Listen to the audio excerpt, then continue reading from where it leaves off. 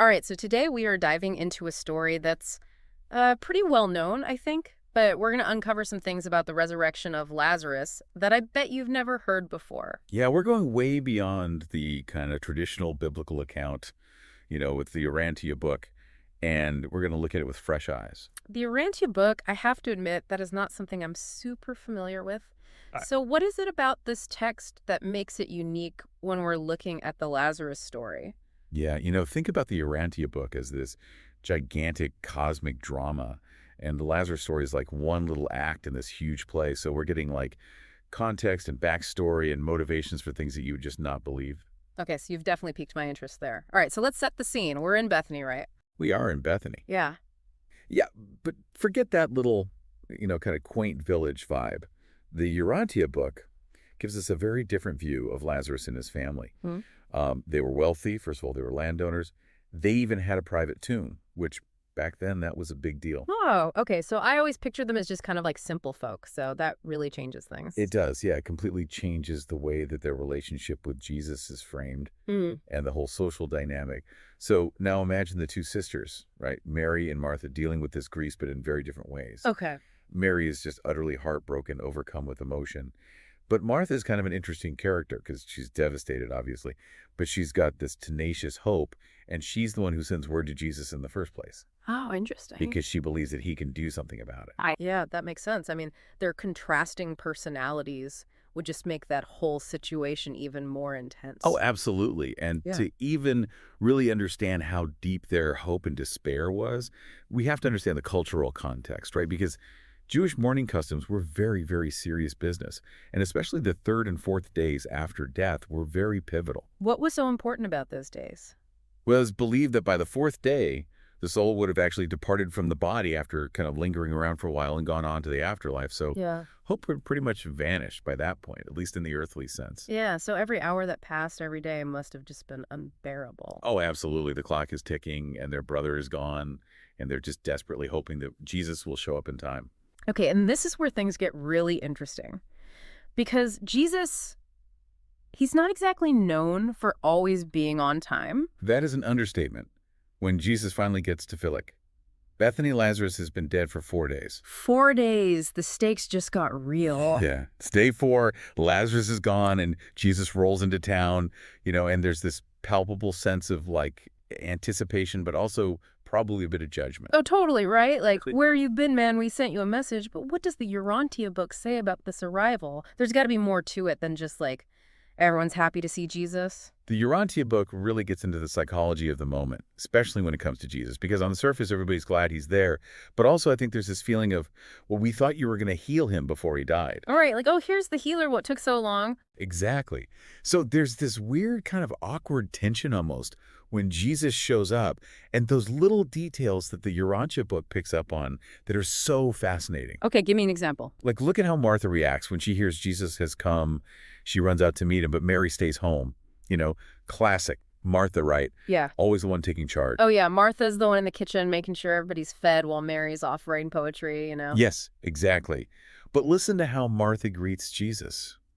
Her first words to him are like, Lord, if you had been here, my brother would not have died. Oh, it's like a punch to the gut, right? Not even like angry, but definitely we all know you could have prevented this. Exactly. And what does Jesus say? He says, your brother will rise again, but he doesn't say how. Oh, man, talk about leaving people hanging. Right.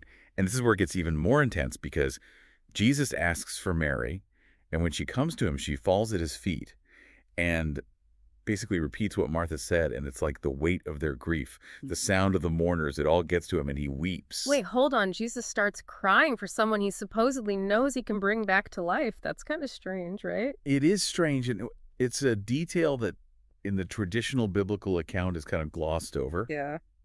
But the Urantia book has this really interesting take on it because, yes, on one level, it's empathy for Mary and Martha, but there's also this sense of like frustration with the mourners, the people who are just putting on a show.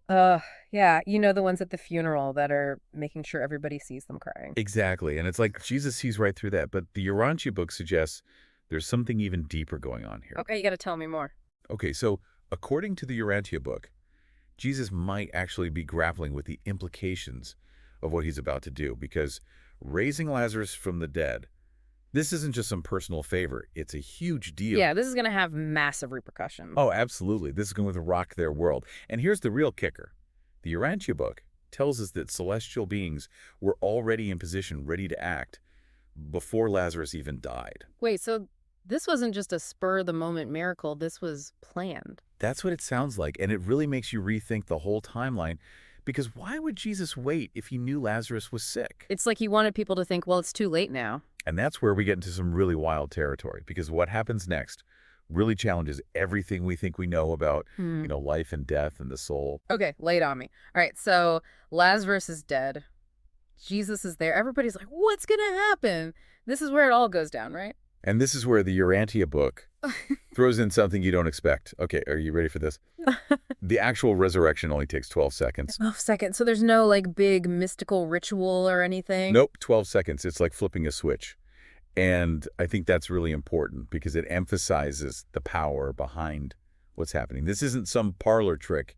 It's something way beyond that. Okay, so set the scene for me. We're at the tomb. What's going on? Okay, so you've got Jesus, Mary, and Martha, obviously surrounded by the disciples, onlookers, some skeptics in the back muttering to themselves, and the atmosphere is like super thick with anticipation and fear and, probably a little bit of that. Yeah, let's be real. Lazarus has been dead for days. And Martha, ever practical, Martha brings this up to Jesus. She says, Lord, by this time there will be an odor, for he's been dead 4 days. Like, can you imagine? Oh, man, talk about awkward. But also, she's not wrong. It just shows you how real this whole thing was. Exactly.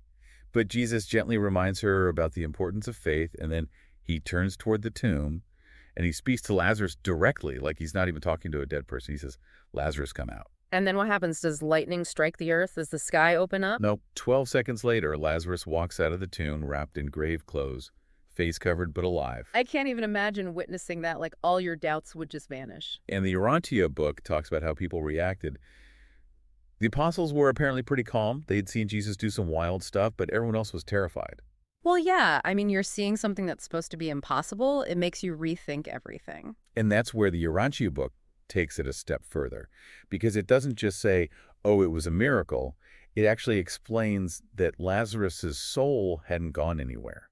It was being detained by these celestial beings. So it was like a layover. His soul was on hold. Exactly. And when Jesus spoke, the word Lazarus's thought adjuster, which is what the Urantia book calls, that little spark of God within each of us was told to go back to his body, and that's what brought him back to life. Okay, so Lazarus is back. People are freaking out. What about Lazarus? What's his experience? That's another wild detail from the Urantia book. Lazarus had no memory of those 4 days. It was like waking up from a dreamless sleep. So no pearly gates, Yes. no chats with angels. Nope, nothing. Which I think makes this whole story even more profound, because it forces us to confront just how much we don't know about life and death and what happens in between. It's mind-blowing, but also kind of hopeful. Like, even if we don't understand it, there's something incredible happening behind the scenes. I think that's what makes the Urantia book's take on Lazarus so fascinating. Mm-hmm. It's not just about one miracle. It's a glimpse into a much bigger cosmic picture that we're all a part of. Well, this whole deep dive has been incredible. I feel like I have a completely new understanding of this story. That's what it's all about, right? Right. Always learning and exploring. Absolutely. Well, thank you so much for taking this journey with me. And until next time, keep on exploring.